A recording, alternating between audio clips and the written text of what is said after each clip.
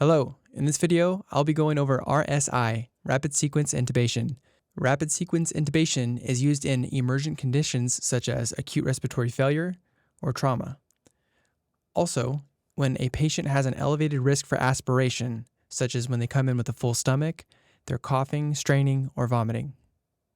Similarly to a normal intubation, the patient will be pre-oxygenated if possible. However, RSI will differ in not administering a test breath after the sedative has been given, as a test breath of an incorrectly placed tube may inflate the stomach with air and increase the chances of aspiration. While not exclusive, a key component of RSI is the use of a paralytic. This is only given after the induction with a sedative.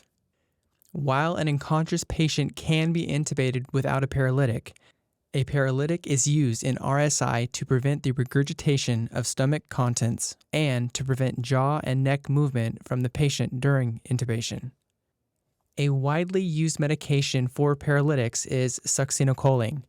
This is often used as it has a short duration of action, about 5 to 7 minutes. While this short duration of action can be advantageous if an airway cannot be secured, it is a depolarizing neuromuscular blocking agent, or NMBA. This will cause an increase in potassium concentration in the patient, so it's going to be contraindicated when a patient comes in or has high potassium levels, burns, and any kind of neurological injuries. If the patient does have one of these referred to conditions, the use of a non-depolarizing NMBA, such as vecuronium or rocuronium, may be considered. The downside of using these medications comparatively is they may have a longer duration of action, so securing the airway quickly with a proper ET tube placement becomes imperative. An additional distinction from RSI to a normal intubation is the use of the Sellick maneuver to deliver cricoid pressure.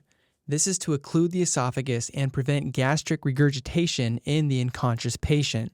This pressure is intended to be constant until the endotracheal tube is placed with the cuff inflated and confirmation of correct placement via monitored CO2. The application of cricoid pressure should be done by trained medical staff only, as improper pressure can inhibit the intubation, rupture the esophagus, or even fracture the cricoid cartilage.